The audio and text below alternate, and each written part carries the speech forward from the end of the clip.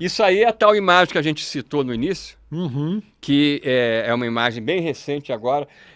Esse objeto, eu fui um dos primeiros do mundo a localizar nesse catálogo de imagem e imediatamente a gente passou isso não só para o pessoal que acompanha diariamente o meu trabalho, que existe um grupo de WhatsApp, dois apoiadores do projeto, que são aqueles que financiam esse trabalho. Porque como é que eu ia conseguir ficar 7, 8 horas por dia Só fazendo só, isso.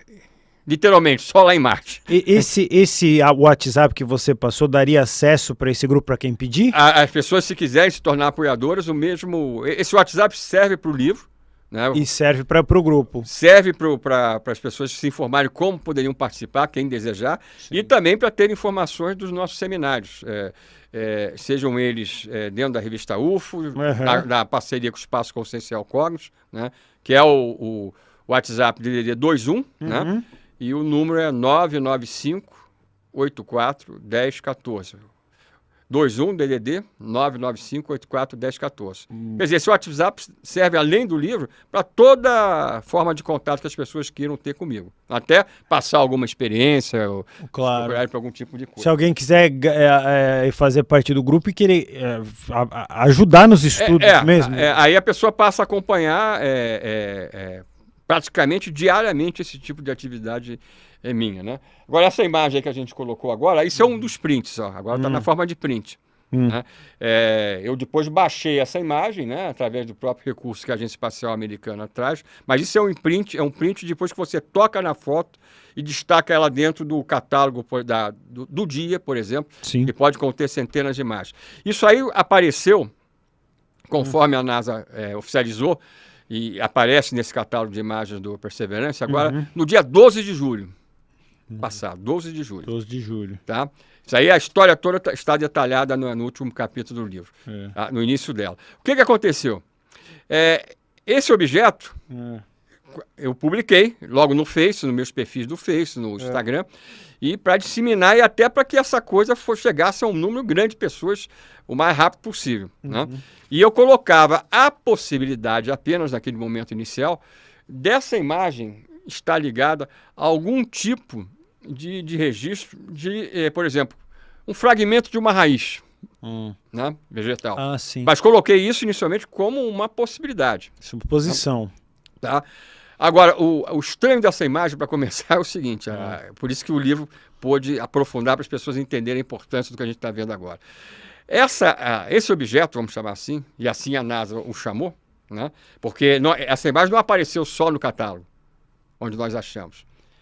Essa imagem apareceu no catálogo e eu localizei mais 7 imagens além dessa, com câmeras diferentes. Mas todas, inicialmente, fotos do dia 12. Do dia 12. Aí aconteceu o seguinte. As imagens que apareceram no catálogo, novamente, desse pedacinho da superfície marciana, esse objeto tem 6 centímetros no eixo maior. Esse emaranhado de... não se sabe o que exatamente, vamos chamar assim. Tá? Tem 6 centímetros. Tá? E a foto foi batida com o rover quase em cima dele, o Perseverance, dia 12 de julho. Só que no dia 15, no dia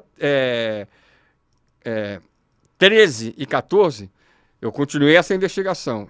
Não apareceu uma única foto no catálogo desse ponto exato da superfície marciana.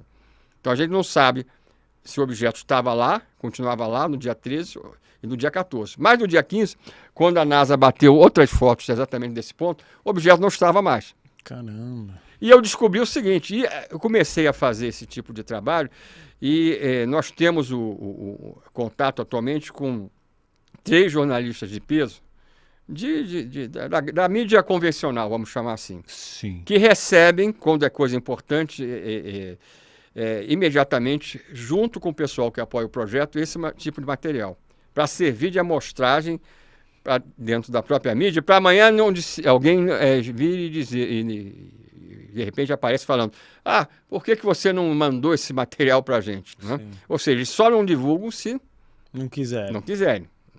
Aí o que aconteceu? Um desses, eu posso falar, tá? Desses jornalistas de peso, que já trabalhou comigo em outras matérias de outros assuntos, antes de Marte, até dentro da história do caso Varginha, ele vinha acompanhando dia a dia esse meu trabalho junto comigo e junto dos apoiadores. E aí ele começou a interagir com a própria agência espacial para cobrar da agência espacial uma explicação para isso, em nome do jornal, que vem a ser o Jornal O Globo. Tá certo? E então nós combinamos até que tipo de pergunta, até onde ele deveria perguntar inicialmente, porque eu tinha percebido que a NASA só ia falar se ela fosse provocada. Se todo mundo ficasse quieto ou ninguém tivesse visto, eles não iam comentar. Resultado dessa história. Então eu passei com ele, para ele previamente, as fotos do desaparecimento 3 dias depois, e eu acabei descobrindo que também nos dias anteriores o objeto não estava lá. Porque isso foi fundamental a esse jornalista saber. Por quê? Porque a NASA, ao respondê-lo, né, disse o seguinte, basicamente, o que ela passou a dizer para toda a mídia mundial. A NASA revelava o quê? Nesse comunicado, que não foi um release detalhado, foi só um comunicado para a mídia feito por um membro da área de comunicação da própria agência espacial, em que eles diziam o seguinte, que isso provavelmente era algum tipo de emaranhado, entre aspas, de um material ligado ao próprio pouso do rover, ou seja, podia ser podiam ser os filamentos das cordas do paraquedas, que inicialmente reduziu a velocidade, vamos dizer assim, de aproximação do Sol, ou dos cabos que prendiam o próprio rover ao modo de descida, que também tem um processo de retropropulsão na fase final para que o rover pouse bem suavemente, né? Só que eles falaram, provavelmente que era. Eles em nenhum momento falaram, olha, se você constrói um Fusca e amanhã alguém acha uma peça desse Fusca aí que caiu, quem acha pode não saber de onde veio aquilo, mas se você, como construtor do Fusca, acha aquela peça, você não vai dizer, pode ser, provavelmente você vai dizer até isso é exatamente isso. E a NASA em nenhum momento começou a falar isso para a mídia. Aí eu percebi que eles estavam fugindo de enfrentar essa história diretamente. Continuamos a investigação e acabamos descobrindo pelas fotos que eles só publicaram posteriormente, no dia 12, que foi exatamente nesse dia 12 que eles fizeram uma das perfurações no delta do antigo rio que abastecia de água aquele lago que a gente mostrou. Ou seja, a tese que eu passei a defender é que esse objeto, quando a Broca fez a perfuração no dia 12, no dia da aparição do objeto, por isso que ele não estava lá antes para ser visto, porque ele foi retirado junto com o material geológico a partir da Broca. Deve ter caído ali. Né? Só que se eles dissessem para a mídia que esse objeto apareceu ali logo depois deles perfurarem a superfície, eles estavam dando de bandeja uma informação que não está no nível das que eles pretendem nesse momento. A investigação continuou, da nossa parte. O jornal O Globo acabou publicando uma matéria, fizeram até um vídeo comigo que ficou entre os mais vistos aí naquela semana, quase 10 dias de toda a série da Rede Globo. Né? Botaram também no YouTube um segundo link. E foi a única publicação convencional na nossa mídia brasileira que questionou, através de um ufólogo, no caso, a história que a NASA estava dando a entender. O que aconteceu? A pesquisa continuou da minha parte, e aí, semanas depois, a poucos metros de distância, isso é a parte final do livro, tá? A poucos metros de distância, o rover fez... Isso foi quando ele fez a 12ª perfuração para tirar amostras, para botar num tubo de titânio que vai voltar para a Terra. Eles vão mandar de volta para a Terra. Isso foi no dia 12 como eu falei, de julho. A segunda perfuração específica nessa região do delta de Jezero, que é a região que eles acham que, entre aspas, é a casa da vida em Marte no passado. Por isso que eles resolveram ir para lá. Só que passaram-se as semanas e o rover andou poucos metros, né, mas ainda na mesma área, e fez mais 2 perfurações. E numa dessas vezes que ele perfurou, depois que o material que sai com a broca é embalado e selado para envio à Terra no futuro, o que acontece? Eles usam as próprias câmeras científicas em parte do rover para fotografar o próprio sistema da broca, para ver se ela está em perfeito estado, se não houve nenhuma avaria, etc, etc. E quando eles começaram, eles perfuraram no dia 3, Isso foi no dia 12 de julho. No dia 3 de agosto, eles fizeram essa perfuração que é ligada à parte final do livro. Tá? O que aconteceu? Quando eles começaram a fotografar o mandril da broca e a própria broca, eles descobriram que algo tinha ficado preso por fora da broca.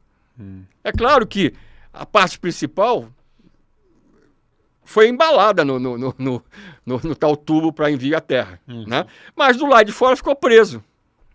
Algo que a NASA chamou de não identificado, um objeto não identificado. Depois ela falou que tinham vários, né? De poucos centímetros de extensão. Né? E o que aconteceu? Eu comecei a acompanhar, só que isso eles já chamaram a atenção nossa num release, já não era só no catálogo. Aí eu fui para o catálogo e fui ver todas as fotos. Né? Aí quando eu baixei a imagem, né? Essa imagem final do livro, é perfeitamente um galinho de alguma forma de vida vegetal marciana da atualidade que ficou presa no mandril da broca. Foi uma das últimas coisas que a gente, entre aspas, denunciou no livro que já havia sido descoberto. A NASA, o que ela fez em relação a isso? Prometeu que iria fazer um estudo detalhado.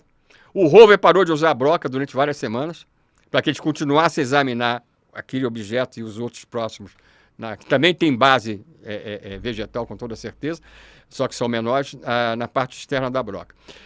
Eles fizeram mais um release para falar de todos os testes que eles tinham feito, né? Até sacudiu o rover.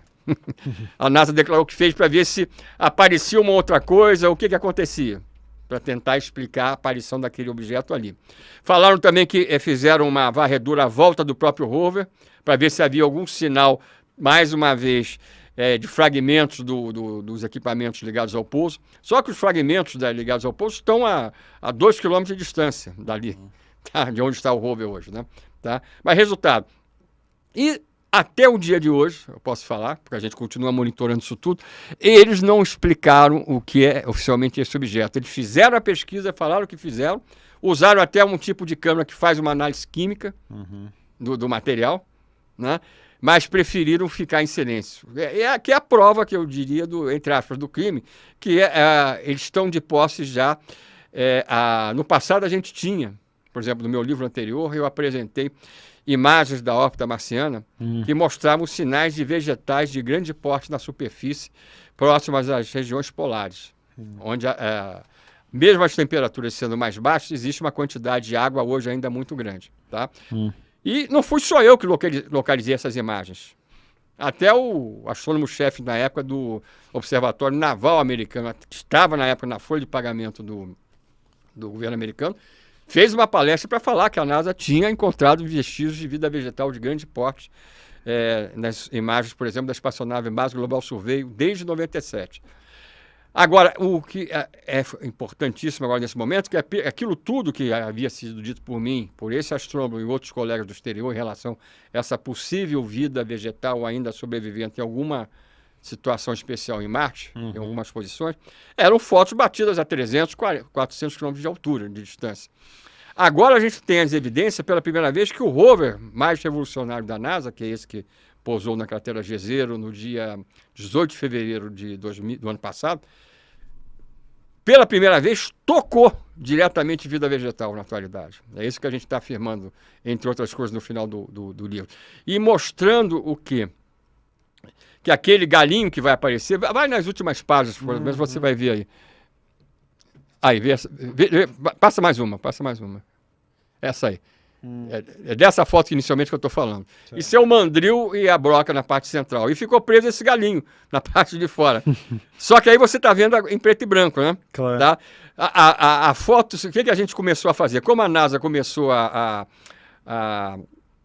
investigar a fundo isso, ela fez, e ela não se eximiu de divulgar as fotos do catálogo. A gente tem mais de 100 imagens desse tipo aí.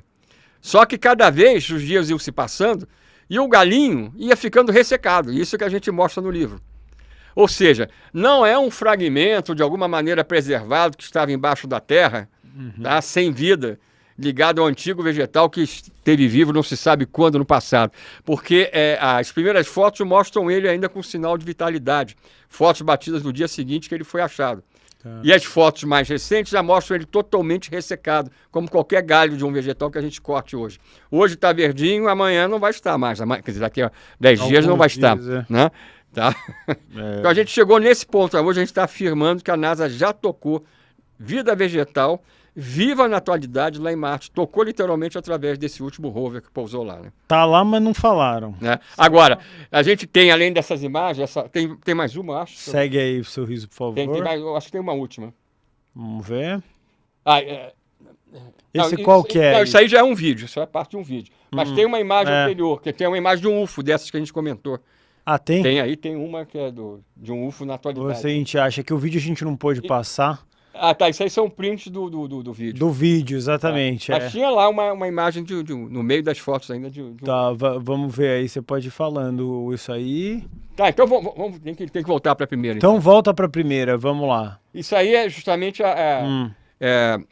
como eu falei, esses materiais estão sendo selados dentro de tubos de titânio pelo rover Perseverance desde maio do ano passado. Ele começou, quando ele fez a primeira coleta. Então, esses tubos, eles contêm um material geológico que a NASA, oficialmente falando, acha que possa, com grande possibilidade, comprovar a vida ancestral em Marte. Então, esses tubos, a parte oficial vai até esse ponto. Eles não falam que já encontraram vida e entubaram, vamos dizer assim, selaram, tá? Para preservação, para envio à Terra. Eles falam que esses materiais que foram retirados da superfície podem conter evidências fortes ou assinaturas biológicas da vida do passado marciano. Tá? E esse vídeo, que a gente não vai ver em vídeo, né, mas que eu havia passado, sim, ele mostra o quê? Ele mostra uma sequência realmente bastante interessante de quase 2 minutos. Isso que a gente pode ver agora a partir desses prints aí. Esse como esses materiais vão chegar à Terra dentro de alguns anos. Então aqui é uma espaçonave, um lander da... Quer que avance? Agora pode avançar. Pode avançar. No momento que ele estava chegando, ia mergulhar na atmosfera de Marte. Aqui já é o rover que está fazendo esse trabalho que eu fiz menção agora. Entendi. Tá?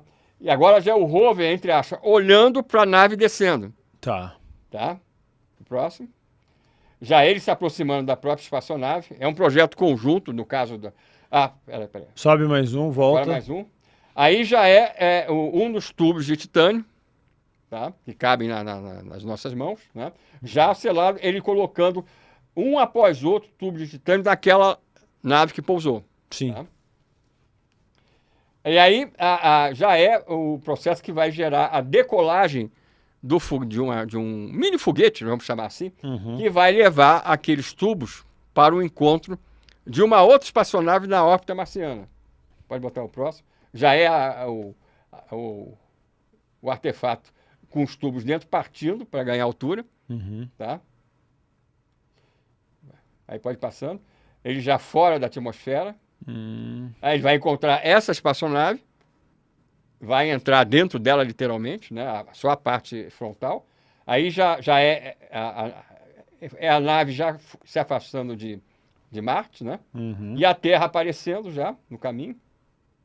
E a última imagem é o nome do projeto, né? Que é justamente referente ao retorno dessas amostras para a Terra, né?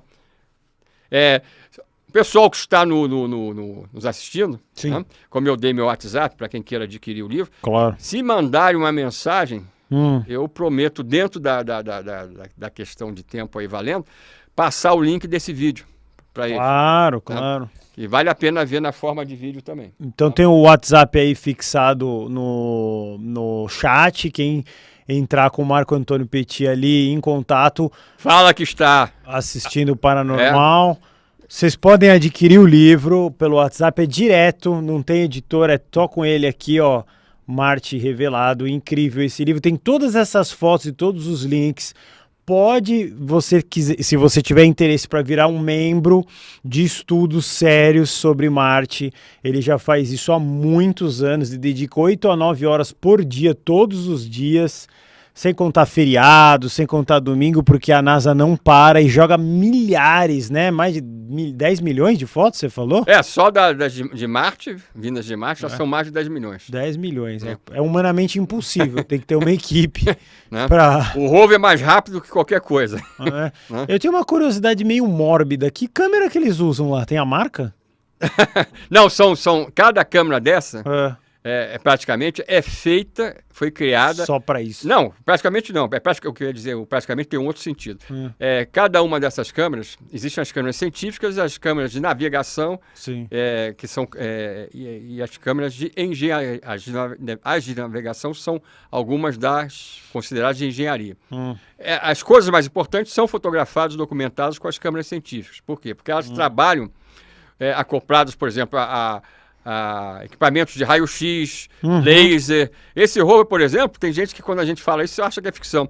Esse rover atual, que está fazendo essas descobertas mais recentes, ele, através das outras câmeras, ele chega e elege um alvo, por exemplo, uma rocha qualquer. Sim. Que ele acharam que pode ter alguma coisa, algum vestígio de vida. Sim.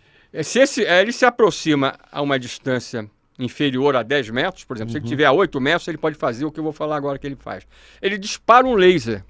Na verdade, vários disparos de laser sobre aquele material que está na superfície. Aí pode ser uma rocha, como pode ser qualquer coisa, né? Podia ser você lá, podia ser um marciano, vamos chamar assim, brincando. Claro. Esse laser, que não é um disparo só, são sucessivos disparos em cima do mesmo ponto, tá? De superfície. O que acontece? As rochas, mesmo as rochas, eles furam. E nesse contato com o laser, há a geração de luz, ou seja, de plasma, que é a gasificação da rocha. Esse brilho aí sofre uma leitura por um dos espectrômetros desse mesmo rover, aí você tem descortinado ali todos os elementos químicos formadores. Ou seja, a gente consegue hoje saber em Marte, é por isso que eu garanto que a NASA já descobriu vida microbiana na atualidade como no passado, apesar ainda de não ter oficializado. Nós estamos hoje em condições em Marte de fazer a leitura química sem tocar o objeto, à distância, né? Não é, como eu falei, essa forma de vida vegetal, esse fragmento, foi tocado pela perfuratriz ou pela broca do rover. Mas agora é importante, antes da gente furar, esse que é o detalhe que estava faltando falar aqui, nesse aspecto, não vou esquecer da câmera. Claro. Antes deles furarem, eles fazem uma raspagem, tá? Que aí é de poucos milímetros de profundidade, aonde eles querem analisar quimicamente a estrutura que eles querem analisar quimicamente. Aí usam, por exemplo, essa câmara, que no caso desse rover tem o nome de SuperCam, que trabalha com laser associado.